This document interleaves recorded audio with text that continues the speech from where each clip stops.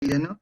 Eh, Vamos a un poco conversar el tema de salud ocupacional, ya que en todo este tiempo se han venido actualizando guías, actualizando consensos, protocolos, se han actualizado nuevos artículos, ya que frente a otro tipo de enfermedades ocupacionales como en el día a día vivimos, como es en este caso las lumbalgias, las hipoacusias inducidas por ruido, las neumoconiosis, ya las tenemos establecidas, ya sabemos cuál es su implicancia, cuáles sus efectos, inclusive, ¿no? Su forma de tratamiento y cómo se puede desarrollar en las industrias y de alguna manera poder contenerlo y que las empresas puedan llegar a evitar, pues, dañar a algún tipo de trabajador. Es por ello que, pues, de alguna manera es vital poder actualizarse en el tema de salud ocupacional para los que tienen algún médico ocupacional. Qué bueno, porque de alguna manera, pues, este es un soporte muy importante. Y en las empresas más pequeñas, que algunos no cuentan con médico ocupacional, es también relevante que pueda informarse para dirigirlo en ese sentido, ¿no? Eh, Vamos a ver algunas diapositivas previas en este caso. Justamente ayer estábamos viendo, salió la normativa nueva que rige en los aspectos de salud ocupacional para las empresas, cómo se van a reactivar, cómo los trabajadores deben ingresar, cuáles son los planes de contingencia, los cambios que se deben llevar en las empresas. De alguna manera, este documento técnico que nos envía el MINSA es una guía bastante interesante que nos orienta, en este caso, las pautas mínimas que debemos seguir, aunque con algunas falencias en alguna que otra situación. Sin embargo, pues acá es el momento para poderla dilucidar. Es importante que tengan en cuenta que el coronavirus es en este caso un riesgo biológico. Como saben, el ser humano puede ser afectado, infectado de alguna manera por algún agente viral, bacteriano, parasitario o micótico. Sin embargo, estos agentes, de alguna manera ya se tiene descrito un tratamiento, una terapéutica destinada para este tipo de afecciones al organismo. Sin embargo, el coronavirus, siendo una infección nueva, un virus nuevo, no tenemos tratamiento definitivo, no tenemos una arma que realmente sea letal para poder reducir esta infección. Es por ello que los tratamientos se basan en prevención, en este caso de evitar que se propague el virus, y el tratamiento puramente es de alguna manera mitigador, mitiga la fiebre, mitigar la tos, mitigar la falta de oxígeno. Es por ello que el contagio radica, la forma de contagio radica como de alguna manera tenemos el control en las industrias. La transmisión actualmente que tenemos del COVID, por ser un virus pesado, sabe que una persona al poseer el virus no puede en este caso esparcir el virus más de 2 metros de distancia. Es por ello la necesidad de que se aplique la distancia social en las empresas. En la nueva guía actualmente están indicándonos que manejemos de alguna manera los 2 metros metro de distancia, metro y medio en algunos momentos. Sin embargo, se ha estandarizado según los últimos estudios que para una distancia segura debe ser en por lo menos 2 metros. Adicional a ello, tener en cuenta que el virus, al uno hablar, al uno estornudar, a una persona al estar simplemente tosiendo, esparce el virus por el ambiente donde transcurre. Si en este caso esa persona que tiene COVID pasa por la oficina, por todo el recorrido, desde el ingreso hacia su lugar, posición o su asiento, va a esparcir el virus.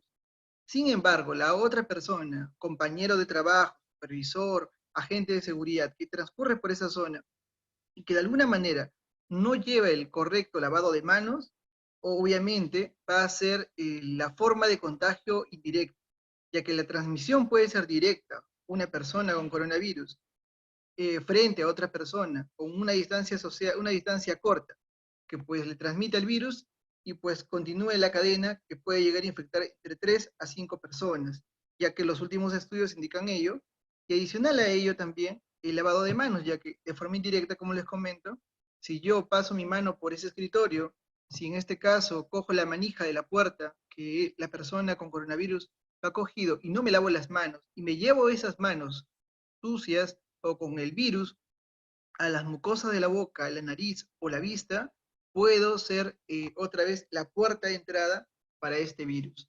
Es por ello que es importante y prescindible que en las empresas desde ya se practique el lavado de manos y también se practique distanciamiento social en pro del contagio y se evite esta situación, ¿no?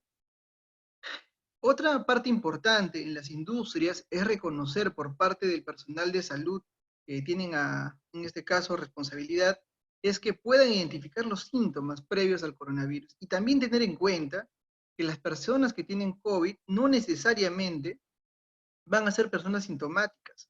En su gran mayoría de casos son personas asintomáticas y posterior a ello se vuelve sintomático, con síntomas generalmente que no pasan de ser, a veces pasan a ser desapercibidos.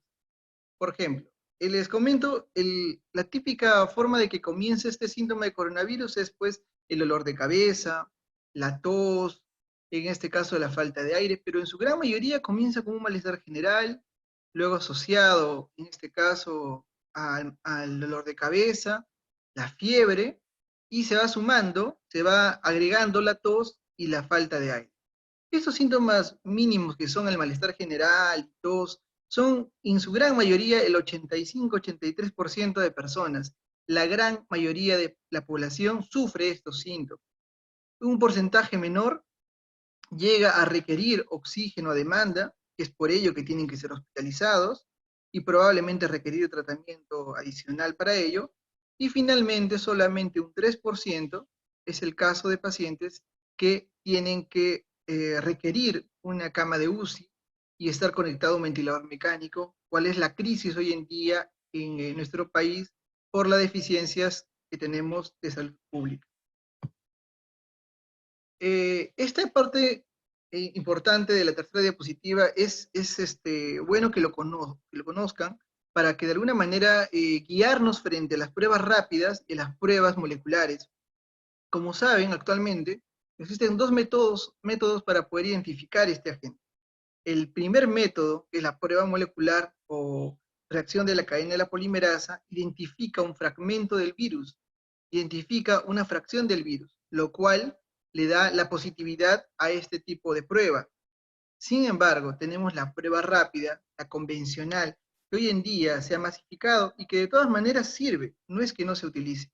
Sin embargo, este agente viral lo que hace al ingresar al cuerpo es afectar inicialmente, o en su gran mayoría de casos, las vías aéreas, los pulmones, y activa nuestro sistema de defensa, activa nuestros linfocitos, y lo que genera es una gran reacción de fabricación de sistema inmunológico que termina desarrollando lo que llamamos las inmunoglobulinas o los anticuerpos o la vacuna para matar al virus. Nuestro propio cuerpo genera la vacuna para matar al virus.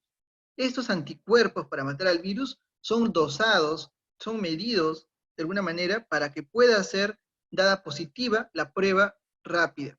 Quiere decir que las pruebas rápidas van a identificar los anticuerpos del virus, no una fracción del virus como la prueba molecular. Entonces, entiéndase que para que aparezcan estos anticuerpos o inmunoglobulinas, generalmente puede tomar un promedio entre 2 a 12 días y hasta 14 días todavía. Entonces, si yo tomara la prueba rápida a un trabajador de mi empresa y se ha infectado hace 2 días, es probable que encuentre una prueba rápida normal, sin alteración, o sea, negativa, y posterior a ello sea positivo o presente los síntomas, ya que está dentro del periodo de incubación. Entonces, tengan en cuenta esa salvedad para los casos que puedan dosar en sus empresas. Y adicional a ello, tener en cuenta que la persona que se recupera del coronavirus, o si ustedes tienen conocimiento que algún trabajador de su empresa ya ha sido afectado por el COVID y ha sido, en este caso, dado de alta, la persona todavía posee, en este caso, fragmentos o cantidades mucho menores de virus, pero todavía los mantiene, y es por ello que tenemos que hacer un promedio de 14 días posterior a ello de aislamiento o vigilancia para que no afecte al resto o a la comunidad, o en este caso, a compañeros de trabajo. Dando estas generalidades, vamos a entrar, creo que lo que al fin y al cabo, lo que nos conlleva desde el punto de vista legal, desde el ámbito médico y desde el ámbito de seguridad, apegarnos a la guía que hoy en día nos hace llegar el MINSA, el día de ayer, 28 de abril, que es la resolución ministerial 239-2020. Esta guía resume cómo se debe manejar, en este caso, a los trabajadores dentro de la industria. Vamos a ver, voy a hacer un acápite parcial de toda la resolución, hemos hecho un resumen para que ustedes puedan revisarlo, y conforme tengan las preguntas, igual, como nos dijo el ingeniero Alex, podemos irla resolviendo. La finalidad de esta guía, o en este caso de la resolución, es prevenir el contagio del SARS-2, del COVID, y esto aplica tanto el sector privado y sector público, ¿no? Y de igual manera, tanto a personas jurídicas o naturales, en su caso, presten servicio. Acá nos hablan de algunas definiciones que he considerado importante nombrarlas para que de esta manera puedan ustedes ampliarlo un poco más, si no las comprendieran. El aislamiento, en este caso, se refiere a caso sospechoso. En este caso tenemos una persona que presenta los síntomas y se genera un aislamiento, ya puede ser domiciliario o en un hospital, post prueba, en este caso, hasta el alta del paciente. Tenemos el alta epidemiológica, quiere decir, por ejemplo, yo tuve una persona que tuvo COVID, en este caso, le dieron de alta, como hablamos en la diapositiva anterior, y deben pasar 14 días de aislamiento adicional para yo, en este caso, darle el alta epidemiológica y pueda continuar con el resto de la comunidad, y de esa manera podamos entender que ya puede elaborarse la contingencia. Lo otro del CENSOPAS, el Centro Nacional de Salud Ocupacional y Protección del Medio Ambiente para la Salud. Actualmente, o hasta hace poco, toda la dirección del tema de salud ocupacional lo manejaba GESA, en el área de DESO, y acá ya por primera vez comienzan a nombrar al CENSOPAS, quien ya tiene funciones determinadas, en este caso, que puede manejar la situación del tema de salud ocupacional. Hablamos también de la cuarentena, que obviamente sabemos que es la restricción de forma preventiva para el COVID, y también es importante considerar lo que es el grupo de riesgo, porque hace poco teníamos, en este caso, una normativa que empezó en este caso a regir, que es la 084-2020, que de alguna manera daba la resolución del manejo de pacientes con COVID. En esta guía de manejo de cómo se trata un paciente con COVID, hablaba sobre el grupo de riesgo. El grupo de riesgo implica a personas que por alguna razón tienen, en este caso, probabilidad de que puedan tener una complicación por el COVID. Quiere decir, yo soy Juan Pérez, no tengo ninguna de estas enfermedades, entonces, si a mí me diera el COVID, yo estaría en ese grupo de los 85% que no pasa más que un dolor de cabeza, malestar general. Pero si yo pertenezco a este grupo de riesgo, quiere decir que de alguna manera sí formo parte de ese grupo que puede complicarse.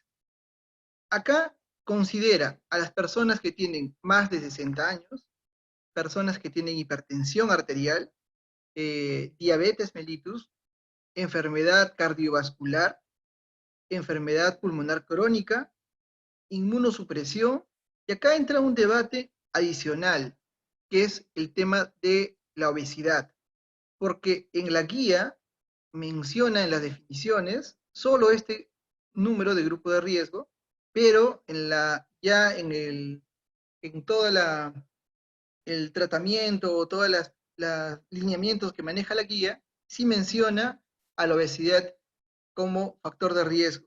También en la guía de manejo de COVID, que les decía de la resolución 0.4, también manejaban que también es incluida la obesidad. Y esto se los comento porque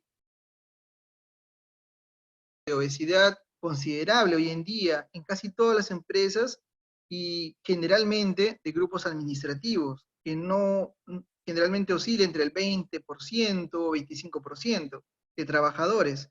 Quiere decir que, por ejemplo, lo que se hizo la consulta inclusive al Ministerio de Trabajo era que el grupo de riesgo no debe laborar durante la cuarentena. Si yo soy una actividad, por ejemplo, productiva que el gobierno me permite laborar en cuarentena, puedo laborar siempre y cuando este grupo de personas no vaya a hacer labores in situ en la empresa. Estas personas deberían hacer, en este caso, trabajo remoto para ese fin. Acá lo vemos mucho mejor, como le decía, todo lo que son grupos de riesgo. Aquí hablamos de otros conceptos, tener en cuenta que hoy en día también ha habido mucha discrepancia sobre el tema del uso de mascarillas, y las mascarillas de tela, las quirúrgicas, las N95. Hay en este caso, quizás si alguno ha revisado las propiedades o para qué se utiliza cada tipo de mascarilla. Bueno, pues en este caso, aquí en la guía Doctor, solamente menciona sobre doctor, las... Sí, ¿me logra escuchar? sí, Alex. Justo para no dilatarnos mucho tiempo al final, algunas consultas que va contra el tema, quizás te la puedo trasladar, que ha ido ya de la diapositiva anterior, que consultan, por ejemplo, Kate Molina consulta si la inmunosupresión se ¿Sí? incluye la anemia dentro de No, la inmunosupresión. la anemia en este caso no es una inmunosupresión. Inmunosupresión llamamos a aquellos pacientes que tienen, en este caso, algún tratamiento con Ujú. quimioterapia, radioterapia, asociados a cáncer, o de alguna manera, o el VIH, tuberculosis, situaciones que conllevan a que su sistema inmune o los linfocitos puedan ser vistos a menos. La anemia es una reducción de la hemoglobina o en este caso debido a falta de hierro, vitamina B12 o vitamina B6, que no está dentro de ese grupo.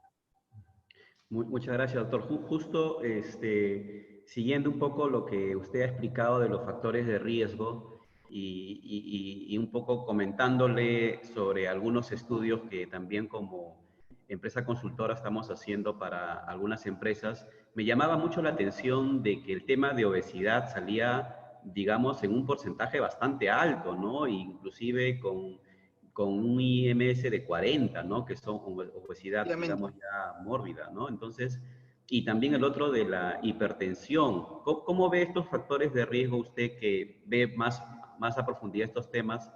Que cuáles son, digamos, los más repetitivos que ha podido ver, digamos, dentro de estos análisis iniciales que se está haciendo en abril? En el caso de la obesidad, la guía lo especifica que también se incluya, en este caso, la obesidad de por sí, obesidad tipo 1, obesidad tipo 2 y hasta la obesidad tipo 3. Sin embargo, ya se ha visto estudios con bastante asociación, en este caso, con obesos, visto en este caso de que pues Estados Unidos es el país más golpeado por la pandemia por la gran cantidad de obesidad. Pero podríamos considerar, creo yo, técnicamente médica, que pueda restringirse a los obesos tipo 2, partiendo de los obesos tipo 2, ya que Oh, efectivamente ellos están en un nivel mucho mayor. Tenemos casos de a veces sobrepeso tipo 2 en el límite superior con lo obeso y no lleva a una mayor relación, que sería una acotación. En el caso de los hipertensos, debería valorarse, como hablamos en este caso, el control de los hipertensos. Podemos tener personas con hipertensión de 170 sobre 100 sin control, o hipertensos controlados, que de alguna manera pues sí puede estar dentro de un parámetro adecuado porque tiene control, está con tratamiento, sus controles de presión arterial son buenos, entonces podría no ser tanto pegado a la guía que nos presenta.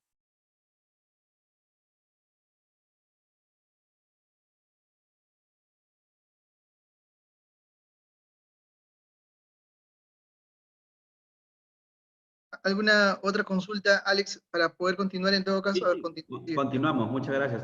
Está muy bien, John. Continuamos. perfecto. Entonces, hablábamos de las mascarillas. En esta guía hace mención precisa sobre las mascarillas quirúrgicas y las comunitarias.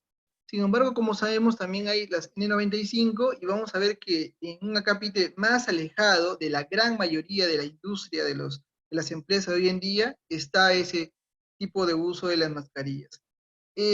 Es importante también quizás aclarar como médicamente que las mascarillas quirúrgicas ayudan o evitan a que las personas que tienen el agente viral o de alguna manera reduce la probabilidad de que la persona que tiene la enfermedad la transmita.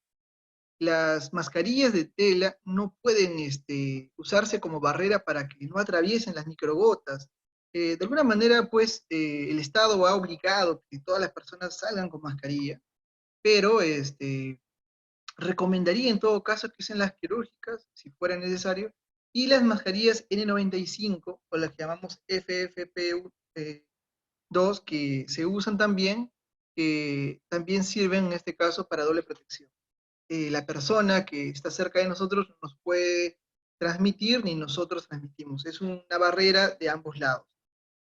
Luego tenemos, como hablamos, las pruebas rápidas, que es detección de anticuerpos, como hablábamos, inmunoglobulinas M y G, la prueba molecular que detecta el fragmento del virus.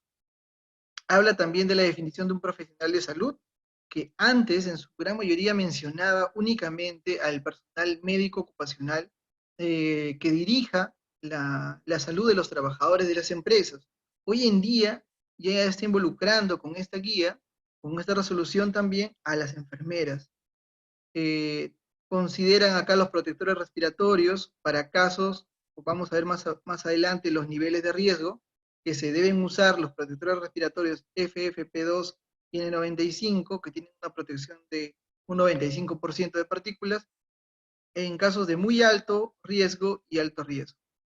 Puestos de trabajo con riesgo de exposición, vamos a ver ahorita un cuadro, cuáles son los puestos de trabajo con riesgo de exposición, el regreso al trabajo, que es distinto a lo que llamamos la reincorporación laboral, que vamos a ver también posteriormente, y los síntomas que ya le hemos visto, que sí debemos en este caso conocerlos e identificarlos fácilmente en alguna de nuestras empresas que un trabajador pueda venir.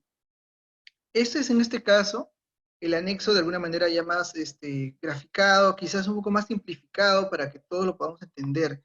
Quizás algunos quieran alguna anotación aquí adicional, es más o menos lo que ha dicho la resolución ministerial.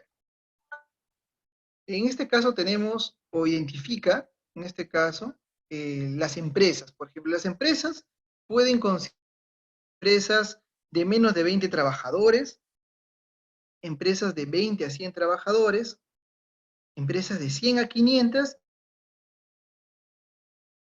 Tenemos, como ustedes saben, empresas consideradas con actividades de alto riesgo y empresas que se consideran que no están con actividades de alto riesgo. Esta disposición o necesidades de profesionales médicos a las empresas se maneja de esta forma. Cuando tenemos, en este caso, una empresa que es menos de 20 trabajadores, que no es de alto riesgo, no va a requerir ni enfermero ni tampoco médico. Si en este caso consideramos que es una empresa de alto riesgo nos basamos, ¿no?, en la ley del SSTR, donde pues escriben todas las actividades y sus modificaciones posteriores que han venido, y identificar si obviamente la empresa está dentro de ese marco. El número de trabajadores, si es menor a 20, ya no en este caso debe en este caso ausentarse de nada, sino debe tener sí o sí una enfermera, que debe ser con un número no mayor de horas, no más de 36 horas semanales, o 150 horas mensuales. ¿Qué quiere decir? O sea, como empresa, por ejemplo, hablamos una empresa constructora que tiene 15 trabajadores, debe contratar una enfermera 35 horas, 36 horas. La norma dice no más de 36 horas. Quiere decir, para siendo en este caso equitativo, puede contratarlo de alguna manera 15 horas, de acuerdo a su necesidad. Puede contratarlo 10 horas, si lo necesita, 8 horas, de acuerdo a la necesidad de la empresa, de acuerdo a la cantidad de trabajadores. ¿Y qué pide que esa enfermera o enfermero tenga? No pide formación sobre salud ocupacional. Pide que en este caso tenga competencias o conocimiento, a lo cual lo determinamos como experiencia en el rubro ocupacional. Eh, Sin embargo, como le digo, es importante considerar que no pide formación del enfermero. En el tipo 3, en este caso empresas tipo 3, ya no importa si en este caso es una empresa de alto riesgo o no es de alto riesgo. Solo importa la cantidad de trabajadores. De 20 a 100 trabajadores, sea de alto riesgo o no lo sea, debe tener en este caso igualmente su enfermera o enfermero o no más de 36 horas semanales o 150 horas al mes, de la misma manera, con la misma formación como ocurre en todos los casos. Las empresas tipos 4 ya nos involucra que sí o sí tenga, en este caso, enfermero, en este caso, y médico. Pero precisamente acá va lo del médico, especifica lo del médico. Que el médico debe, en este caso, tenerse de una cantidad menor o igual a 18 horas semanales. Y la formación del médico tiene que ser con solamente diplomado en salud ocupacional, mínimamente. No especifica más o menos, pero solamente dice que tenga diplomado en salud ocupacional. Entendemos que las normas anteriores hablaban médicos con especialidad, médicos magíster, médicos egresados, anteriormente hasta médicos internistas, médicos con diplomado. Pero en este caso, en esta resolución menciona que tipo 4 tienen que tener médico, no menor, de 18 horas a menos, en este caso, con diplomado. El tipo 5, que ya hablamos de más de 500 trabajadores, la cantidad de enfermeros se mantiene y la cantidad de médico se duplica. Y la formación también la cambia. Dice, debe ser médico egresado de la maestría, médico magíster en salud ocupacional o médico especialista en su lugar. Para el caso tipo 5. Pero si en el caso tipo 5 superara las 1000 personas, debe tenerse un personal adicional en la misma proporción por cada 1000 personas, si fuera el caso de la empresa. Entonces, es la nueva disposición que hoy tenemos sobre la necesidad de profesional médico referente al tipo de empresa, y ustedes quizás ubicarán a la empresa a la cual trabajan, y, ¿no? Son las formas como se requieren. Como les repito, las horas son máximas. No es que yo tenga que contratar esa cantidad de horas. Antes se consideraba tiempo completo de un médico ocupacional 120 horas al mes, lo que era igual 6 horas por 5 días a la semana. Hoy en día, de acuerdo a esta disposición, ya se considera un tiempo completo 150 horas. Estas disposiciones al parecer han variado. Sí, dime Doctor algo. John, qué excelente resumen esta tabla, de verdad. Yo también estoy apuntando atentamente estos nuevos cambios. Una consulta y traslado también la pregunta de algunos de la sala, de Piero, que me consulta desde una mina, si estas horas, este nuevo requerimiento con respecto al nuevo equipo, aplica para todos los sectores.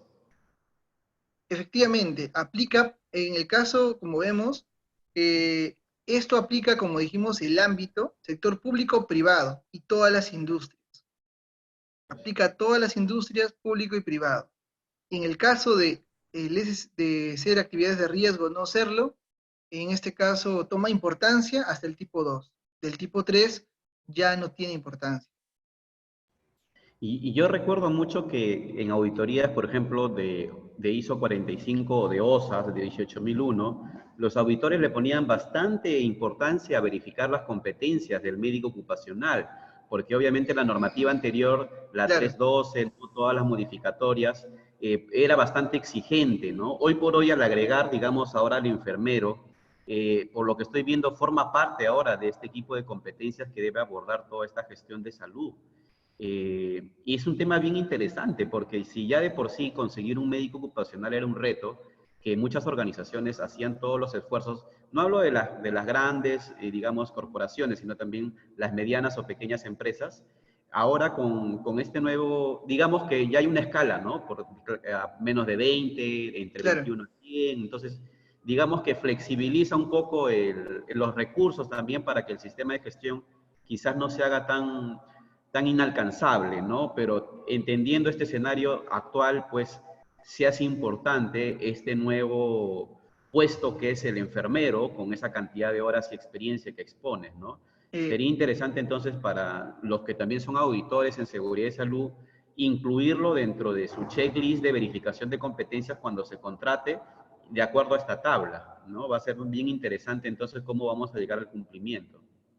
Quizás para agregar una parte, Alex, importante es el tema de que hoy en día, bueno, anteriormente en las normas se pedía, por ejemplo, médico con diplomado, con 3 años de experiencia en salud ocupacional, con maestría, con un año. Había una ciertos requisitos con experiencia, porque pues parte del campo del médico ocupacional era en las clínicas ocupacionales y también en los centros empresariales.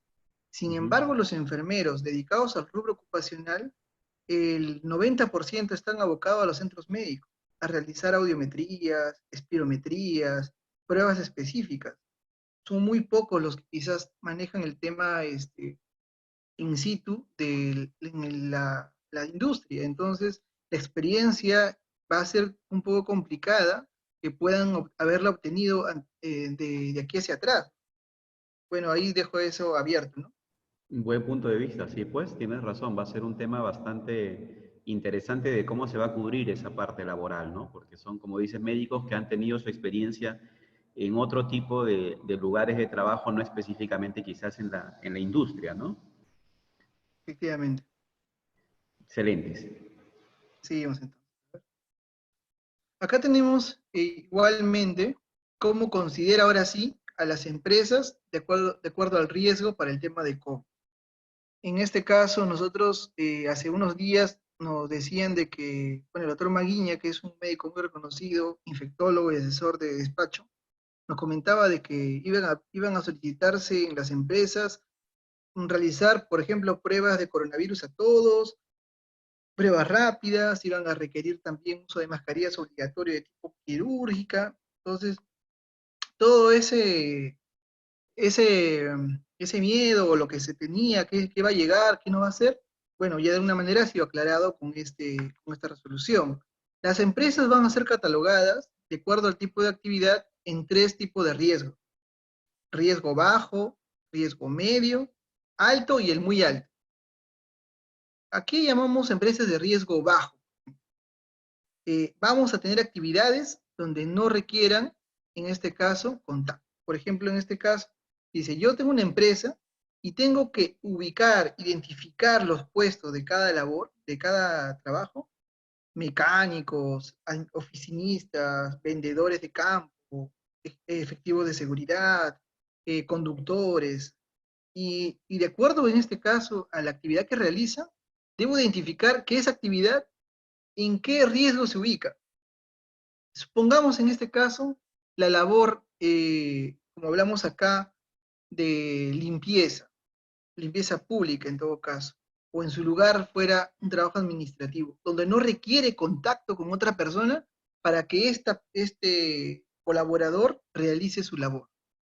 Donde no requiera contacto, donde no requiera tener una cercanía, donde se rompa distanciamiento social, es un riesgo bajo. ¿Y qué puestos generalmente son esos riesgos bajos? Son trabajadores de limpieza, pero no los que son o los que trabajan en centros médicos. Por ejemplo, decimos, no, soy una empresa de limpieza X que le doy servicio a un montón de empresas, pero no va a aplicar esto, en este caso riesgo bajo, para aquellos que le dan limpieza a centros médicos especializados que podría tener trabajos administrativos, trabajos operativos, pero que no conlleven atención al público. Entonces, identificaremos en nuestras empresas aquellos trabajos administrativos que se realicen, identificaremos aquellos trabajos operativos que se realicen sin atención al público y trabajadores de limpieza para ya considerarlos riesgo bajo. Esto es importante porque de acuerdo a estos riesgos se va a tener que dotar al personal de los EPPs que se está solicitando mínimamente en la guía. Luego tenemos al riesgo medio. Requieren contacto frecuente. No que trabajen todo el tiempo, pero frecuentemente sí rompen el distanciamiento social y tienen de alguna manera que pues apersonarse de uno a otro compañero. En el caso de la policía, bueno, pues sabemos de que pueden trabajar con una distancia social, pero cuando detienen a una persona, rompen esa distancia y no son todo el momento, las 8 horas continuas, pero hay momentos donde ocurre esas contingencias y tiene pues que, de alguna manera, puede romper la distancia social. Fuerzas Armadas. Aquí también aplica limpieza de centros médicos, áreas no COVID. Hoy en día todos los centros médicos, en este caso privados y públicos, han identificado áreas que son áreas COVID y áreas no COVID. Áreas COVID son áreas donde obviamente transitan todos los pacientes de COVID y los demás, pues, las distintas enfermedades que comúnmente traen los hospitales. Entonces, en el caso de son un hospital, un centro médico, donde no hay pacientes COVID, esa limpieza es considerada riesgo medio. Trabajos en aeropuerto, trabajos en educación, mercados, seguridad privada, o sea, vigilantes, atención al público, recepción, cajeros.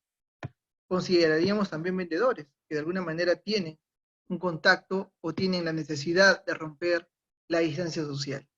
Ese grupo es llamado riesgo medio.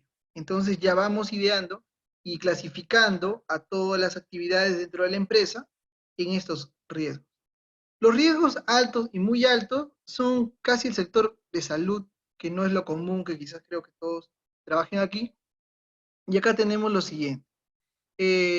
Yo soy un paramédico que traslada la ambulancia del paciente con COVID. Directamente yo no le pongo la vía para que le pongan los medicamentos, directamente yo no le ausculto los pulmones, pero circundo o de forma indirecta tengo contacto en áreas de COVID.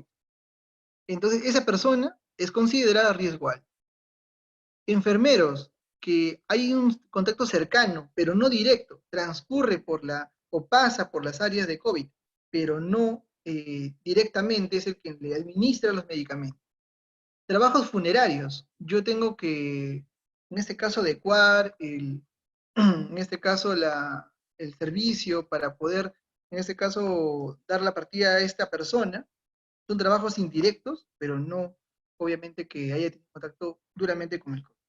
Hablamos del riesgo muy alto, es el contacto directo. Es el médico que trata a paciente de COVID en la UCI, paciente que contrata o que trata al paciente, en este caso, en la hospitalización, cuando se detecta un COVID en un domicilio y hay que recogerlo y lo tiene que encapsular en esas cabinas que han visto. El de la morgue, el que tiene que manipular el cuerpo in situ. Entonces, ese grupo es el muy alto. Por eso les decía que prestemos poca atención a los de alto y muy alto, ya que no es la gran cantidad de empresas, y nos centramos generalmente en las empresas que su gran mayoría son el riesgo bajo, y tenemos que diferenciar algunas actividades que podrían ingresar en el grupo de riesgo medio. Qué excelente tabla resumen, doctor John. De hecho, si me permite, ¿Sí? estos cuatro niveles de riesgos los veníamos ya conversando con los participantes que están siguiendo el módulo de especialización de IPER-C aplicado al COVID, porque veíamos que ya la OSHA, la 3990, hablaba de cuatro niveles de riesgos en función del puesto, ¿no? Y justamente tiene bastante relación porque ponía en riesgo muy alto a las personas que están directamente involucradas con el tratamiento del COVID, ¿no? Pero no especificaba el nivel de detalle que tiene esto del riesgo medio, el riesgo bajo, porque, por ejemplo, yo tengo personas, también empresas que están trabajando en el aeropuerto, contratistas que están trabajando en el aeropuerto. Y es entendible desde el nivel de exposición, ¿no? Porque se le ha colocado en riesgo medio, o los mercados o el sector de educación donde hay bastante aglomeración de personas. Yo creo que aquí el concepto va tanto de qué tanto las personas hay una aglomeración o también qué tanto el puesto se expone. Por ejemplo, coloca en riesgo medio la seguridad privada, ¿no? Y normalmente el de seguridad es el que toma a veces el pistoleo de temperatura. Entonces, posiblemente puede ser un puesto crítico para justamente poder implementar algunas medidas diferenciadas.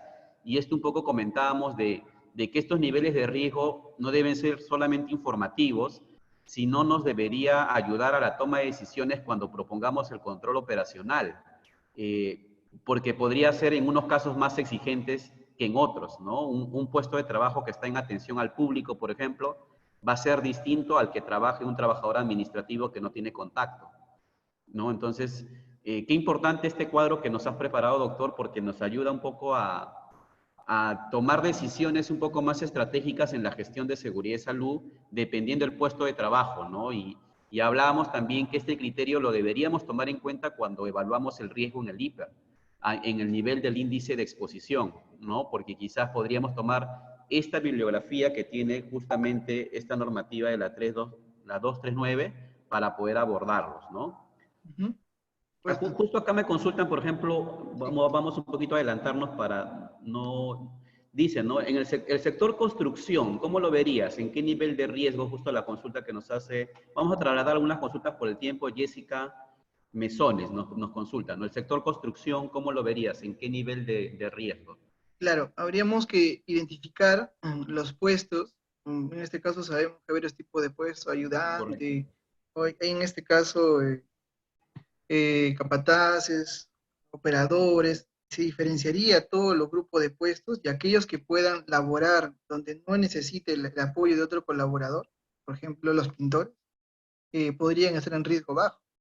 Ujú. Sin embargo, hay otro grupo Claro, que porque es, puede estar en el sector construcción, pero pueden tener distintas ujú, funciones y responsabilidades efectivamente, dentro del sector, claro. efectivamente, de acuerdo a su labor. Y la actividad lo vemos en el hiper. El hiper nos dice el puesto de trabajo y qué actividad realiza. Entonces, podemos fácilmente ubicar en este caso construcción igualmente, ¿no? Hay actividades que sí requieren el apoyo de otro compañero y hay otras actividades que no. Excelente. ¿Alguna pregunta más? Entonces, Alex, continuamos. Continuamos. A ver, dale. Acá vemos ahora lo que llamamos las disposiciones específicas que han indicado el ministerio. Tenemos alineamientos también para vigilancia y prevención. Consideremos algo de esta manera. Tenemos lineamientos preliminares, de alguna manera, qué es lo que se debe realizar, y aparte nos brinda la guía, lineamientos punto a punto que debemos realizar en las...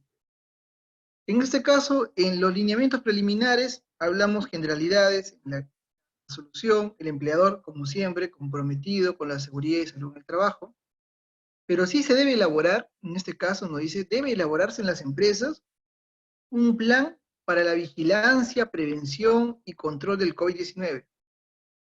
Este plan se entiende que es elaborado y tiene que ser aprobado por el Comité de Seguridad en un plazo de 48 horas. Entonces tiene que estar en el acta del comité aprobado en ese tiempo para que pueda entrar en vigencia. Hay cosas importantes considerar ello, ya que pues asumo que van a llegar los inspectores de SUNAFIL típicamente, algunas veces preventivas, en otras oportunidades pues eh, encontrando estos pequeños eh, detalles que no hemos considerado en nuestro sistema de seguridad y salud y se van a escapar, ¿no? Porque probablemente nos digan, tiene plan, pero no está aprobado por el comité. En su lugar, si fueran menos de 20 trabajadores, aprobado por el jefe de seguridad, ¿no? Pero a partir de 20 trabajadores, ya pues en este caso consideramos al comité de seguridad en este tiempo de 48 horas, que es lo que especifica la resolución. El plan debe considerar lo siguiente: lineamientos específicos para actividades. Debe indicar el número de trabajadores que tenemos, en este caso, los niveles de riesgo. Es por eso que les decía que tenemos, por ejemplo, una fábrica de 200 personas. Identificamos las actividades y los agrupamos en niveles de riesgo. Riesgo bajo, riesgo medio, riesgo alto. La guía tiene que contemplar ello. Número de trabajadores, niveles de riesgo. Tienen que contemplar la vigilancia, cómo de alguna manera realizamos el control del COVID dentro de la empresa, cómo prevenimos de que no ingrese este virus a la empresa y cómo controlamos, auditamos los sistemas que tenemos para que esto sea eficiente. Después de tener todos esos parámetros generales, nuestro plan de vigilancia, prevención y control, tiene que registrarse el plan en el INS. Mire, lo que les decía al inicio era que pues todos los centros médicos ocupacionales o los reportes que hablamos anualmente, el reporte anual de DIGESA que hacemos, el anexo 4 que enviamos, todos estos eran enviados a DIGESA, al área de DESO, quien de alguna manera pues recepcionaba o era el ente fiscalizador para el tema de salud que pues se pueda estar llevando la vigilancia de los trabajadores. Como les comentaba, los criterios al inicio ya hablan de que el INS toma la importancia, el INS asume funciones y dentro de ello tenemos que, teniendo el plan con estos parámetros, tenemos que ingresarlo al área de SICOVID, que es un área que se encuentra dentro del INS. Entendemos de que para no desplazar personal, tiene que hacerse en este caso por mesa de parte virtual. Entonces, elaboramos el plan de vigilancia, prevención y control de COVID. Aseguramos que el plan tenga lineamientos específicos, que tenga número de trabajadores, que clasifique los niveles de riesgo, que contemple la vigilancia, prevención y control. Todo esto lo aprobamos por el Comité de Seguridad en las 48 horas próximas. Luego lo ingresamos por mesa de parte virtual y esto será accesible, en este caso, a su salud y a su NAFIL, ya que de alguna manera se entiende accesible a su salud, porque su salud es el área que pues de alguna manera supervisa los entes, centros médicos. Y SUNAFIL es quien, en este caso, pues supervisará a las industrias y a las empresas de que estén cumpliendo este documento. Nos podrán pedir el cargo virtual, entiendo yo, de el envío al INS de este plan. Nos podrán pedir la aprobación por el Comité de Seguridad. Nos podrán pedir que cumplan estos lineamientos para que sea válido este documento. Esto, como dice finalmente, será verificado por las instancias públicas. Excelente. Doctor, Sí, este documento que nos comenta, yo recuerdo mucho que anteriormente, antes del tema del COVID, pues los auditores de ISO 45 y de OSA se enfocaban bastante en el documento de la 312, ¿no? De la vigilancia efectivamente. ocupacional anual, ¿no? Que se presentaba también, ¿no? Del resumen que se hacía todo el año. Ahora con este nuevo plan de vigilancia, de prevención y control, una de las dudas que me surge es, y también creo que lo han comentado en la sala de chat, es ¿quiénes serían nuevamente las personas autorizadas para poder hacer este documento? O es un equipo multidisciplinario o recae sobre el médico ocupacional? ¿Cómo lo ves, cómo lo ves tú?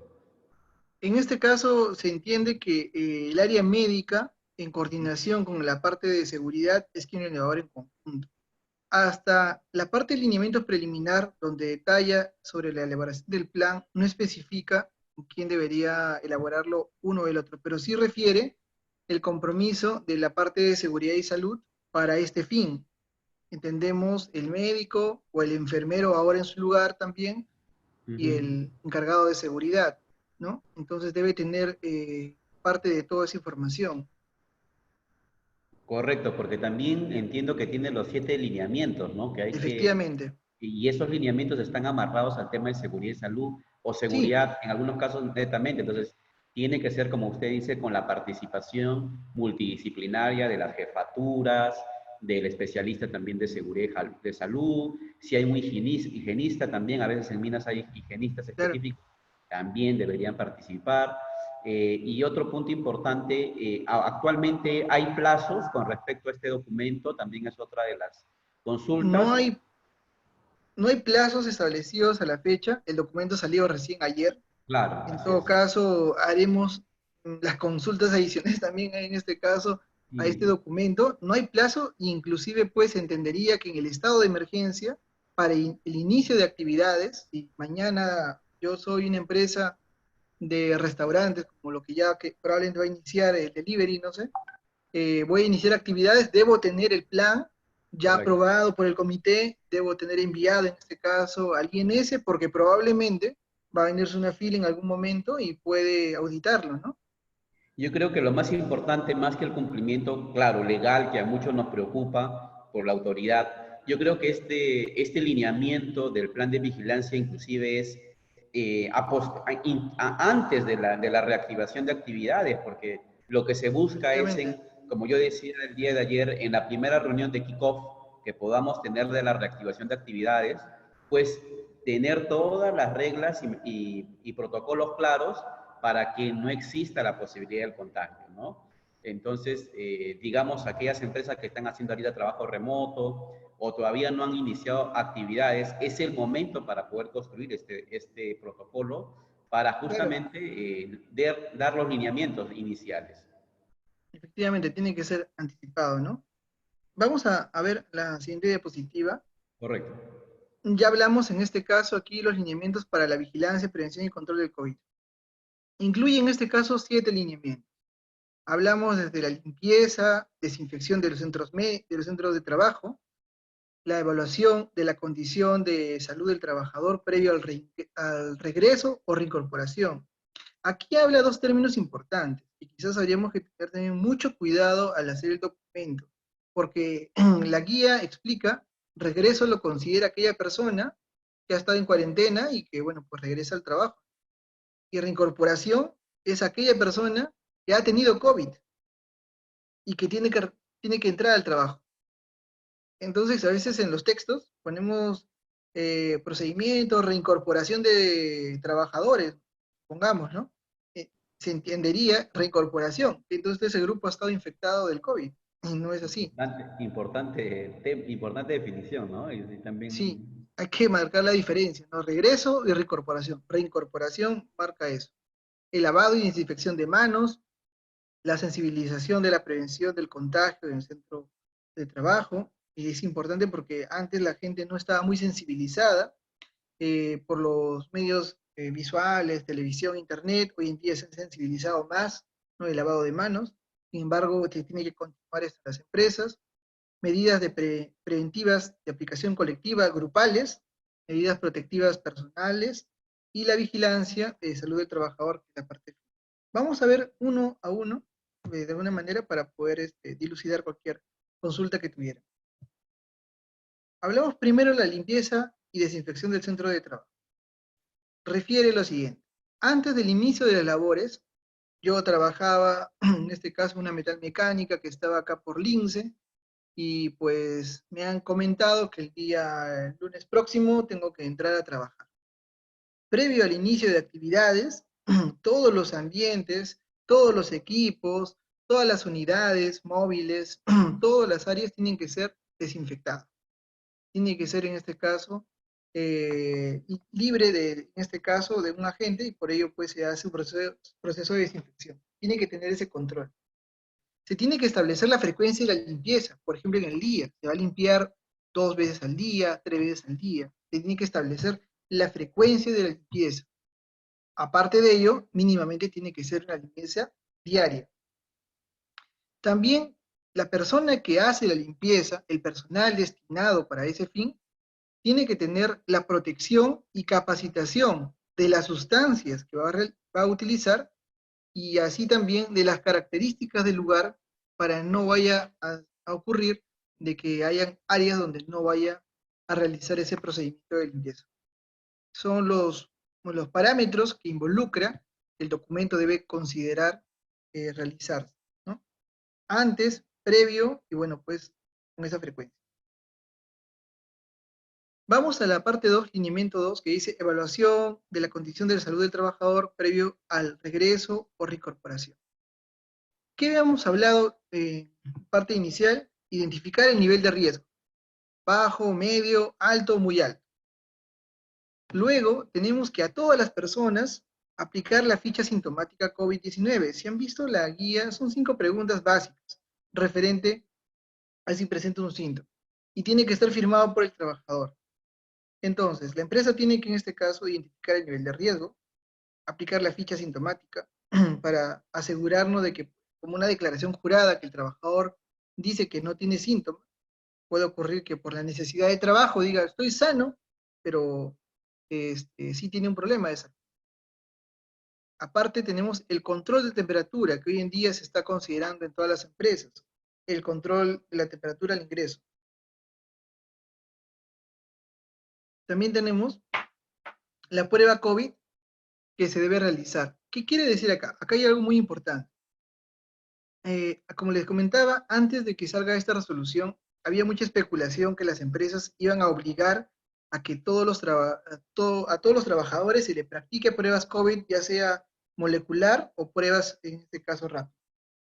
Hoy en día, según esta resolución, obliga en este caso que se realicen pruebas COVID para otro tipo de sectores. O sea, sí deben realizarse las empresas que estén consideradas, en este caso, riesgo medio, alto y muy alto, pero las de riesgo bajo no están obligadas a realizarlo. Si vamos a la guía anterior que hemos revisado o a la lista de niveles, el riesgo bajo estaba el nivel administrativo y operativo de su gran mayoría, mientras que mantengan su nivel de distancia de 2 metros. Prueba COVID de riesgo bajo, bajo solicitud de profesional de salud. Quiere decir, yo tengo una empresa administrativa, unas oficinas, no les voy a aplicar COVID porque no están obligados a realizarse. Y adicional a ello, en este caso, podemos tener una persona que tenga, en este caso, algún síntoma, o el médico o el personal de enfermería, que identifica a un caso sospechoso de COVID. Si el personal de salud de la empresa considera que se debe realizar la prueba COVID, prueba, ya sea prueba rápida, prueba molecular, se debería realizar. Entonces, en el caso de empresas considerado riesgo bajo, solo será realizado bajo solicitud del profesional de salud, ya sea el enfermero o ya sea el médico. La aplicación de la prueba COVID tiene que estar según el plan de lo que se ha determinado y la valoración del personal de salud al regreso o reincorporación se tiene que realizar de la siguiente manera. En este caso, si tenemos un caso sospechoso, en este caso que haya tenido, en este caso el tema del COVID. Riesgo bajo, llamamos ficha epidemiológica COVID, COVID-19, prueba COVID, identificación de contactos en el domicilio.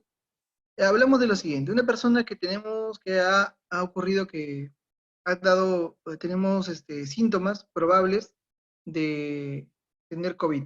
Ha venido con fiebre, o ha venido con tos, falta de aire, malestar general, síntomas relacionados al COVID, lo va a identificar nuestro profesional de salud. Y si en este caso ocurriera eso, tenemos que hacer lo siguiente.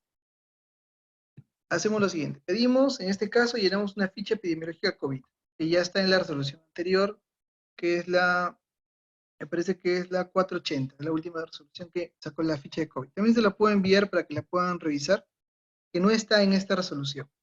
Adicional a ello, sí se le debe tomar la prueba COVID-19, se debe identificar los contactos en el domicilio, se debe comunicar a la DIRESA, y sea a la Dirección de Salud de la región. Tengan en cuenta que el Ministerio de Salud ha direccionado que sea repartido, en este caso, en DIRESA norte, sur, este, oeste y centro. De acuerdo a la dirección de la empresa, se tiene que notificar a la DIRESA próxima. Actuación según la resolución ministerial 193-2020, esta resolución indica el manejo de COVID. Seguimiento clínico a distancia diariamente. Para hacerlo más simple, es lo siguiente. Hoy en día estamos trabajando, le toma la temperatura a un trabajador y sale con 38,5. Entonces, inmediatamente se comunica al personal de salud, él va a hacerle llenar la ficha epidemiológica, va a solicitar la prueba COVID, en este caso puede ser rápida, molecular, va a contactar e identificar a los contactos en el domicilio del trabajador, va a notificar el personal de salud a la DIRESA que corresponde de la empresa, persona de la empresa. Obviamente, este personal de salud debe conocer el manejo de COVID según la resolución 193. ¿Cómo se maneja un paciente de COVID? Para que actúe en razón a eso.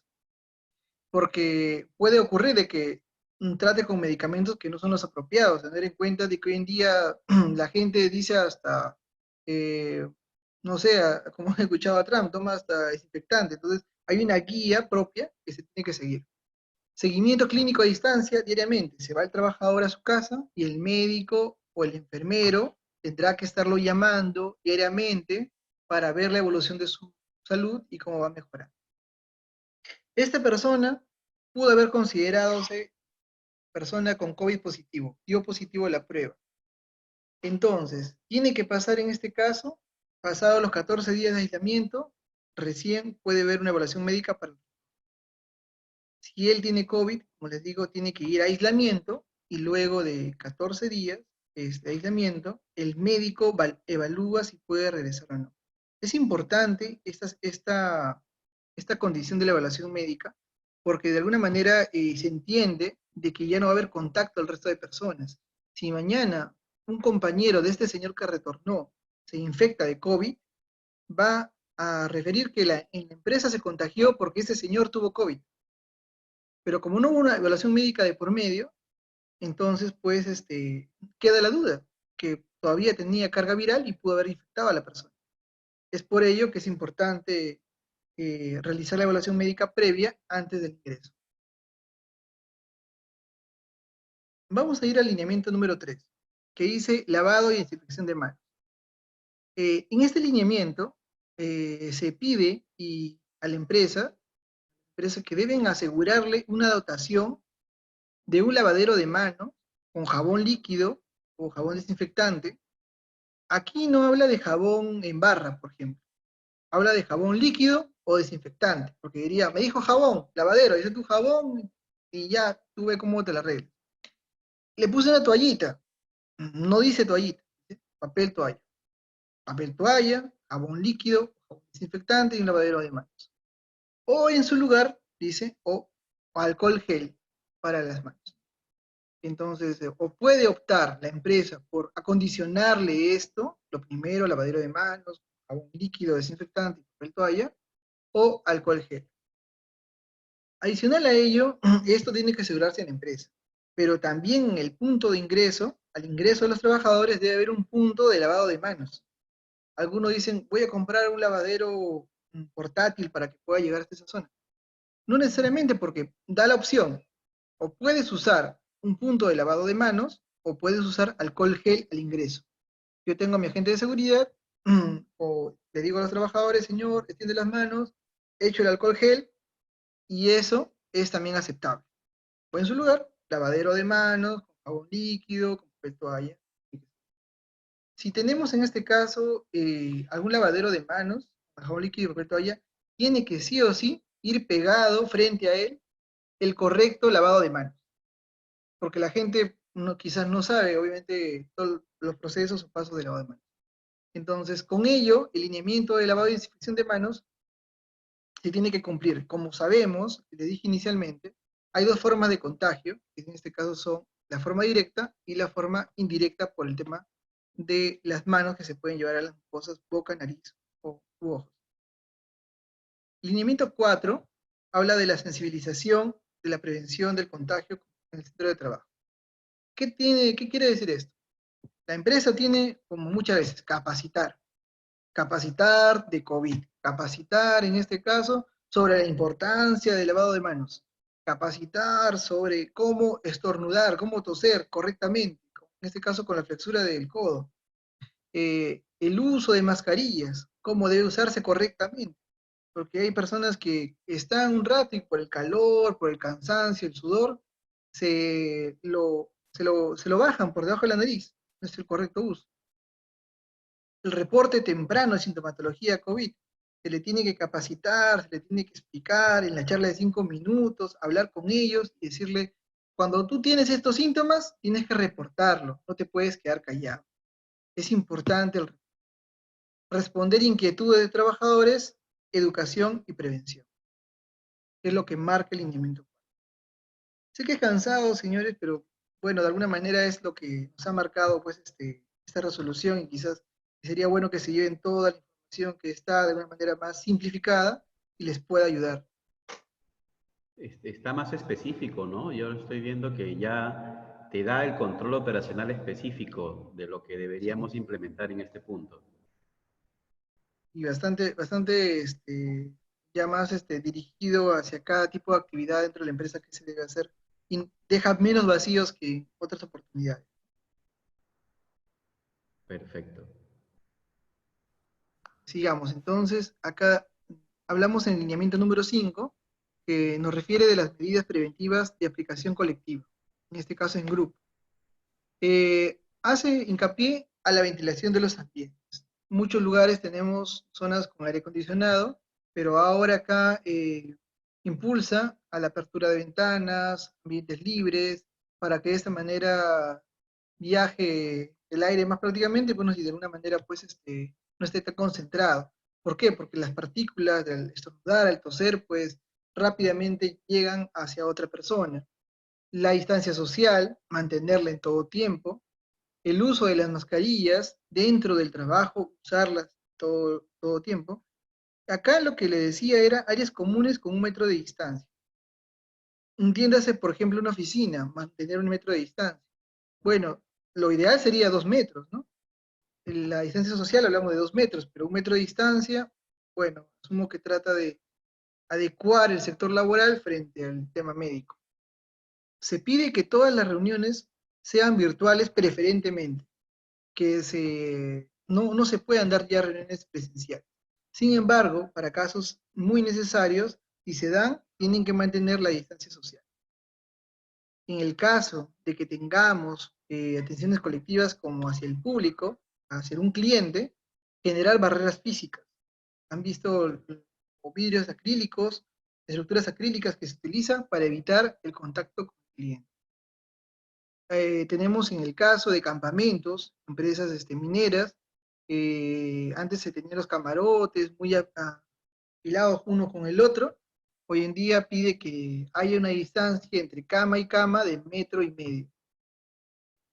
Luego la importancia también de la desinfección del calzado para áreas comunes, lo que también ocurre, la aglomeración, la salida y el ingreso de personas de la empresa, establecer puntos de acopios para desecho de PPs, las mascarillas, generalmente no deben ser desechadas en un lugar donde están los papeles, debería ser desechado en un lugar distinto, y se tiene que establecer, se tiene que dotar de estos puntos de acopio para estas mascarillas. Acá hablamos de los FPs como refiere que debe utilizarse. Habíamos hablado, recuerda, de riesgo bajo, riesgo medio, riesgo alto y el muy alto. Casi todos los sectores estábamos en el riesgo bajo. Entonces nos exigen que todos los sectores utilicen sus trabajadores mascarillas quirúrgicas. El riesgo mediano de exposición pide también mascarillas quirúrgicas. Los respiradores N95 están diseñados, en este caso, para muy alto y alto. Y bueno, ya para otro tipo de situaciones especiales que son más que nada médicas. Esta tabla, disculpe que le corte, Sí, doctor, y qué interesante porque ahorita el contexto actual de muchas empresas es que se está agotado el respirador N95, ¿no? Y digamos aquí también la normativa nos da opciones, ¿no? Si es un riesgo medio, un riesgo bajo, tranquilamente podríamos también proponer una mascarilla quirúrgica, por lo que estoy viendo en la tabla, ¿no? sí, efectivamente, ¿no? Lo que sí, como médico les podría recomendar el uso de quirúrgicas para que no haya contagios de alguna manera de una persona que está infectada de COVID. El uso de mascarillas de tela sí no es muy recomendable. De todas maneras, Sí, no se es debería usar. correcto. Muy Es a algo, pesar de que lo ha autorizado por la NTP, pero no es la tiene necesidad, creo yo, esa del país. necesidad.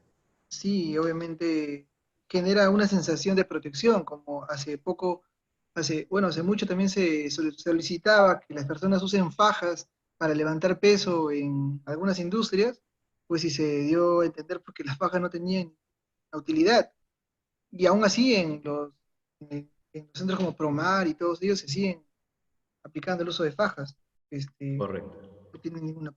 Así que ya con esta tabla no hay más dudas para los especialistas de seguridad y salud que estaban haciendo todo el esfuerzo por adquirir la N95, haciendo también un presupuesto bastante retador para la dirección, más aún que también estamos en tiempos de retantes para la industria.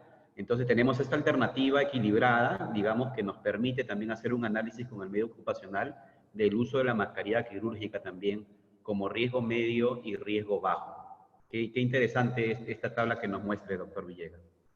Excelente, qué bueno que les puede ayudar, es lo mejor. A ver, avanzamos con el lineamiento 7. Acá hablamos del lineamiento 7 que habla de la vigilancia de salud del trabajador. Es importante que las áreas de seguridad, en este caso los jefes de seguridad, también de alguna manera exijan al médico o al personal de salud para que se involucre de esa manera y podamos en este caso cumplir no solamente un tema de normativo, sino un tema de prevención. Lamentablemente, pues, muchos directivos, en este caso en empresas, son personas con algún grado de, como hemos visto, de factor de riesgo. Tenemos muchos directivos que tienen obesidad, son hipertensos. Y si no lo vemos desde ese punto de vista, y no solo nos apegamos a la resolución, sino también nos apegamos a la realidad de la empresa y cómo tenemos que afrontarlo, ese directivo que de alguna manera es hipertenso, sufre de obesidad, alguna enfermedad o es diabético, es el que va a tener el contacto con ese trabajador que no se cuidó o que no ayudó a que se cuide, porque de alguna manera va a llegar a él ese virus y de alguna manera involucra pues a la alta dirección también. En la vigilancia de salud del trabajador tenemos que se indica que se debe realizar el control de temperatura al ingreso y a la salida y el registro de los mismos. O sea, dice, pones un agente de seguridad, a tu enfermera o a tu médico, y el agente va a controlar la temperatura a todas las personas que ingresan a la empresa. Pero como refería anteriormente, sin aglomeración al ingreso. Las personas se retiran. Nuevamente, un control de temperatura debe realizar. Y el registro de los mismos. Debe registrarse en algún tipo de documento el control de temperatura de las personas. Alguna indicación de evaluación médica hay que darle cuando tiene más de 38. Pongamos, hicimos en la mañana 50 personas, va pasando y tenemos una persona que sale con 38 y medio, 39. Señor, un segundo, tome su distancia, paso al costado y se comunica al área de salud para que haga las indicaciones de evaluación médica correspondientes. Como le digo, hoy en día, como es una enfermedad nueva, cada médico puede querer atacar al COVID de una manera como lo cree o como lo ha leído que debería tratar. Sin embargo, el tratamiento ya está estipulado para a nivel nacional cómo debemos tratar y tenemos que hacer que el personal de salud que tenemos en la empresa se acoja o se apegue a ello, porque si pasa o desborda esa situación, pues puede generar daños, por así decirlo, colaterales y también hacia la imagen de la misma empresa. Ocurre en el caso, dice, si fuera una empresa que es considerada de riesgo muy alto, que no son casi la gran mayoría. Referimos gente que pues trabaja con gente con COVID, o sea, hospitales, centros hospitalarios donde tienen áreas de COVID, enfermero, médico de COVID, a ellos sí se le tiene que tomar al inicio, a la mitad de la jornada y finalizando la jornada. Luego, considerar también, en este caso, la fiebre y síntomas de COVID como casos sospechosos. ¿A quién yo le llamo caso sospechoso? Aquella persona que me sale con fiebre, que llega con fiebre y tiene síntomas de COVID, síntomas que hemos hablado. A esas personas son casos sospechosos y como habíamos hablado anteriormente, nuevamente repite, hay que hacerle la ficha epidemiológica, la prueba de COVID. Acá importante es de que si ya tiene los síntomas, probablemente, como hablamos en las diapositivas iniciales, le hablé del periodo de incubación, uno se infecta hoy y no al día siguiente ya se los síntomas, puede ser a los 3 días, 4 días, 5 días, pueden cursar hasta 12 días todavía.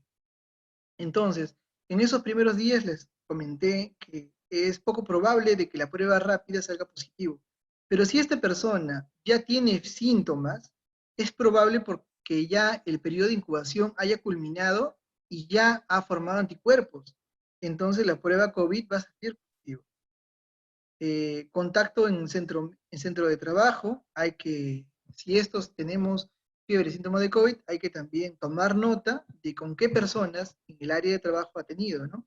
Trabajo con Juan Pérez, con Miguel Tenorio, ¿no? Con Alex Cárdenas, tomamos nota de todas esas personas y pues que han tenido contacto, porque tenemos que hacerle la prueba COVID a todos los contactos de esa persona.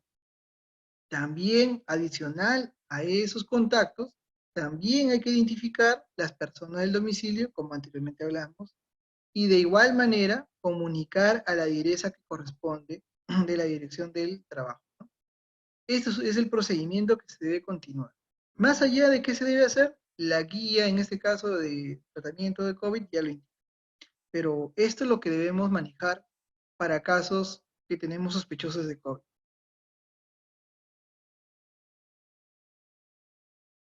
Acá tenemos, en este caso, que también menciona dentro del control de vigilancia médica las medidas preventivas para exposición a otros factores. El señor regresó, pero yo estoy aquí como empresa asegurándome que ningún paciente con COVID entre. Pero está entrando una persona con depresión porque tiene al papá enfermo. Está entrando una persona que de alguna manera ha tenido algún problema ergonómico, quizás ha estado en una mala posición en casa, unas malas condiciones, no vive adecuadamente, el hecho de que ha regresado a trabajar, probablemente está con suspensión perfecta, no ha cobrado, entonces tiene una carga mental muy grande porque tiene deudas, tiene que pagar el colegio y todo ese tipo de cosas. Entonces es importante valorar también los otros aspectos, el aspecto ergonómico y el aspecto psicosocial, la condición de empleo, carga mental, carga de trabajo, la doble presencia, el solo hecho de pensar en los problemas que trae en el ámbito laboral, ¿no? Son medidas que se deben tomar también en consideración en el plan que se va a realizar en el tema de salud. Esto se suma a las medidas de salud mental, atención también a pacientes con discapacidad, porque tenemos que tener en cuenta que tenemos un promedio del 3% que nos obligan que tener en las empresas de discapacitados. Y finalmente, cuando ustedes comunican que han tenido un paciente, una persona con COVID positivo, como hablábamos en las diapositivas anteriores, ustedes lo comunican a la direza a la que corresponde, ¿no? Si en este caso es, yo estoy en Jesús María, mi empresa, pues tengo que comunicar a la direza centro. Y la direza centro internamente va a comunicar a Sunafil del brote. Entonces tengan en cuenta que Sunafil va a estar también, en este caso, a la orden, también va a estar notificado de que en la empresa que ustedes laboren tienen un paciente con COVID. Con mayor razón van a ir a verificar si están cumpliendo los procedimientos respecto al COVID. Entonces, ese es el canal que se está manejando hoy en día, ¿no? Esa es la parte ya casi final, quizás ya para no agotarlos tanto. Tenemos algunas consideraciones generales para el regreso al trabajo, que se deben aplicar los lineamientos, y a la reincorporación al trabajo, es algo un poco, esta información no tan buena, yo creo que no fue lo mejor que pudo haber sido esa guía, pero por así decirlo, lo que no debería darse esa situación es, identifica a personas que han tenido coronavirus, casos leves y casos moderados. Casos leves, entiendo yo que son personas que, pues, de alguna manera han tenido síntomas como dolor de cabeza, malestar general, fiebre. Casos moderados, gente que ha tenido falta de aire, y casos más severos, ¿no? Que hayan tenido que requerir un ventilador mecánico.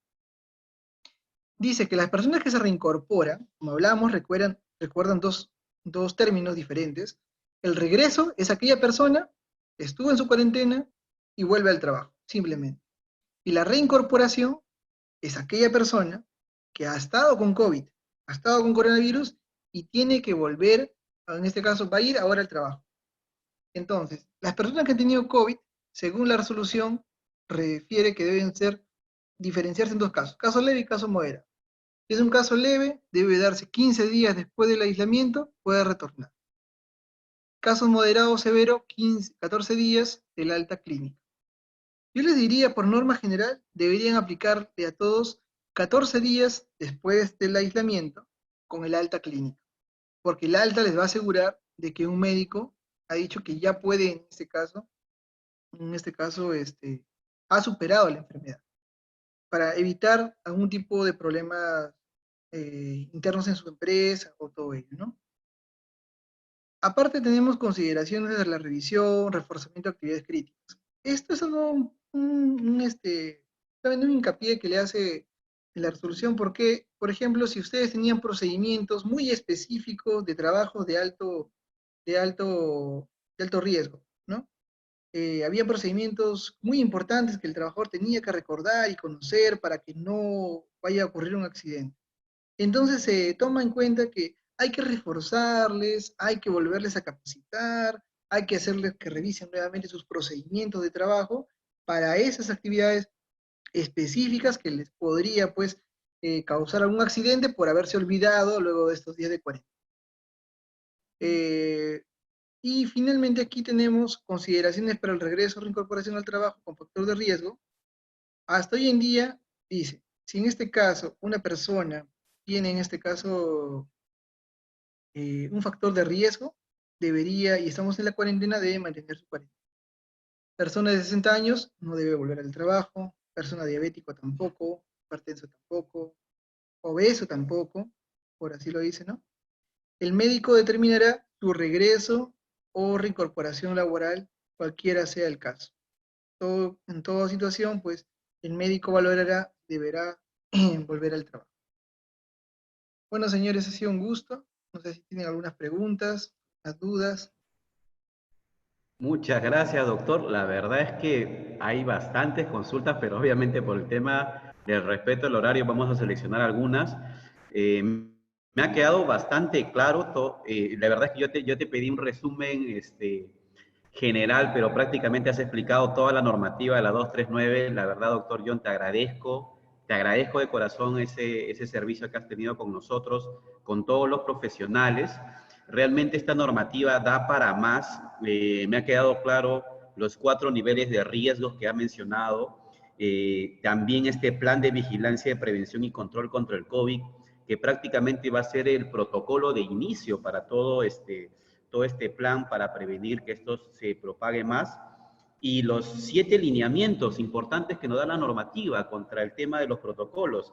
Qué importante documento que ha sacado el Estado, la verdad, y qué bien explicado nos has dado un poco el resumen práctico para que muchos de los que están acá puedan llevarse esta información, lo puedan implementar en sus lugares de trabajo con el único fin de que efectivamente en conjunto evitemos más contagios desde nuestro ámbito o reduzcamos en todo caso, porque obviamente sabemos que este es un tema muy retante que depende de muchos factores, pero desde nuestro ámbito profesional lo podamos abordar digamos, la experiencia multidisciplinaria que se ha dado el día de hoy.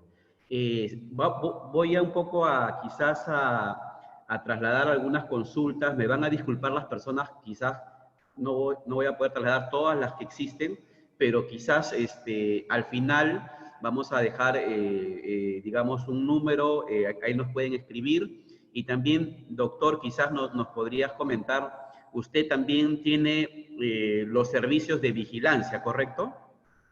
Sí, claro, de alguna manera, pues Alex, sí conocen, ¿no? Nosotros, mi nombre es John Villegas, dirijo 2 centros médicos ocupacionales, empresa, lidero, se llama la empresa Worker Health, estamos ubicados en San Borja y en San Juan de Lurigancho, damos tanto servicios de exámenes médicos, vigilancia médica, soporte a varias empresas, y de alguna manera, pues, no consideramos, pues, saberlo todo, pero si generamos un aporte, creo que entre todos los colegas, todos los compañeros, pues, podemos hacer un poco más por la salud ocupacional que en el día a día, pues, toma más importancia, ¿no?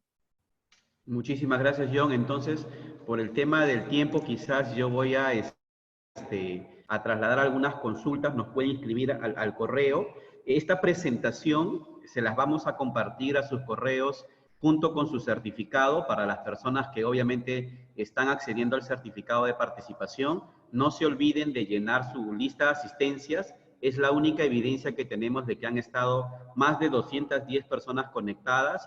Y obviamente agradecemos también a las personas que hacen, digamos, su contribución en el certificado, porque da la posibilidad de que podamos sacar muchas más conferencias con más profesionales y realmente es impresionante porque esta normativa recién salió el día de ayer. Entonces, prácticamente se ha hecho un resumen total de la normativa. Prácticamente hay muchas dudas, de hecho, vamos a seleccionar algunas por el tema del tiempo para poder trasladarlas.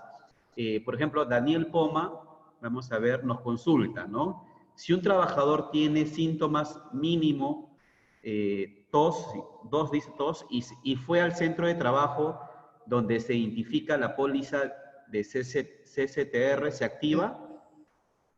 Un poco quiero Eh, entender. Ajá. sí, tengamos en cuenta que el STR pues tiene el uso para temas de accidente de trabajo o referentes que hayan provenido del trabajo. Entonces, es probable que hoy en día, bueno, hoy en día es por cierto, las aseguradoras de los EPS sí pues actúan frente al COVID, pero las aseguradoras frente, como lo que es en el STR, no están coberturando el COVID. Tendría que haberse demostrado que ha sido generado internamente en la labor y todavía es un proceso. No podría ser considerado. Ok. Kenny también nos consulta, ¿qué hacer en caso de los obesos desde grado 1? En los factores de riesgos, la gerencia general de la empresa debe asumir el riesgo para que retornen. Esa es un poco la Mm, consulta. Ahí es un poco controversial en el tema de los obesos tipo 1. Les podría hacer una recomendación, bueno, no podemos tomarlo así como así Ujú. debería hacerse, pero en el caso de los obesos tipo 1, que es un gran grupo, que creo que no debió haberse considerado ellos, debió haberse liberado para que ellos puedan trabajar, así como los hipertensos y diabéticos controlados, me refiero yo, no a los que no tienen control. Pero en el caso de los obesos, podría usarse una salvedad dentro de la norma, que es que el médico de la empresa puede evaluar al, al paciente con obesidad. Probablemente sería bueno que pase una evaluación nutricional, en este caso dirigido por el médico, sumado más unas pruebas de colesterol, triglicéridos y glucosa, y que resulte en parámetros normales para que ese sea pues la salida en el cual le permita que él vuelva a trabajar, ya que pueden considerar lo que es un criterio del médico que ha tomado de por medio para que vuelva a su labor, ya que la aptitud no la da el centro médico, la aptitud la da el médico de la empresa. Y pues en esta resolución también lo permite la determinación del médico. Entonces podríamos apegarnos un poco a eso para permitir que ese grupo pueda elaborar, ¿no? Perfecto. Y la última consulta, John, si nos permites, abusando un poco de tu No, tiempo, dale, no hay sí, problema. a ver, Claro, vamos claro, a no te preocupes. trasladarla Dale, de creo que hay muchas temas y dudas por este fuentes. tema. Consulta, dice, la enfermedad espondilitis Anquilosante. anquilosante, ajá, es una enfermedad del sistema inmunológico, está incluido en el grupo de riesgo inmunosupresor. Cuéntanos, doctor, ¿cuál es su punto de vista? La espondilitis anquilosante es una enfermedad causada por un factor reumatoideo, está dentro del grupo de enfermedades reumatoideas, y esta enfermedad pues lo que realiza es dañar generalmente las terminaciones de los tendones y genera dolores, a veces en regiones articulares, pensando que es una artrosis, una artritis, pero no, en su lugar es una enfermedad reumatológica. Entonces, cuando estas personas sufren este tipo de enfermedad, van al reumatólogo, pues, y él les indica varios tipos de tratamiento. El tratamiento o el mejor tratamiento que se puede considerar para este tipo de patología es el tratamiento biológico. Sin embargo, el tratamiento biológico es muy caro. Cada ampolla y mensualmente oscila entre 3.000 a 4.000 soles, hasta 7.000 soles, que es que muchas personas no lo pueden pagar. Por ende, pasan al tratamiento que le continúa, que es el metotrexate. El metotrexate es un tratamiento inmunosupresor y el tratamiento de la espondilitis puede sí ser un factor de inmunosupresión que pueda llevar a que la persona fácilmente se complique en un paciente con COVID. Perfecto, perfecto. Bueno, yo sé que ha quedado algunas consultas sueltas para todas las personas que tienen todavía algunas dudas. Obviamente esto genera bastante análisis. Nos pueden escribir, me pueden escribir para yo trasladarle al doctor sus consultas y también comentarles, pues, ¿no? Que siempre el doctor trabaja de la mano con también nuestra consultora. Así que si es que hay alguna duda o consulta sobre este plan de vigilancia y prevención o algo más específico alineado a sus empresas, nos pueden escribir con todo gusto para poder ayudarlos a poder plantear este nuevo esquema. Sin más, para mí ha sido un gusto tremendo poder estar con ustedes nuevamente. Realmente gracias por seguir capacitándose, gracias por seguir entrenándose. Todos los que han registrado en la lista de asistencias tienen derecho a su certificado de participación previo abono y el día lunes se está enviando a su correo justamente ese certificado junto con la presentación de nuestro doctor John Villegas. Muchísimas gracias por su tiempo, muchísimas gracias por justamente seguir entrenándose y también nos vemos creo que el día viernes en el curso final de IPERC para todos los que han asistido a esta conferencia y están justamente adquiriendo su certificado de participación, ya forman parte de los alumnos de Solution Academy. Muchísimas gracias. Escríbenos a los correos de ahí en caso quieren información sobre todo el proceso. Un fuerte abrazo, muchas gracias con todos, muchas gracias, doctor John. A ti, Alex, muchas gracias a ti, saludos a todos, y ahí les he dejado mi número. A ver, para Cualquier todos, cosa, pues, tu claro, número. sí les he colocado, ¿Vale? es 952-272-058. Ok, a ver, vamos a colocarlo en la sala Ahí he de puesto en chat. sala de chat, 952 272-058. 272-058. Cualquier Señores, consulta, al cualquier WhatsApp me pueden consulta, escribir. le pueden escribir de manera directa al doctor John Villegas, que es una persona muy servicial para que le pueda despejar todas las dudas, ¿ok?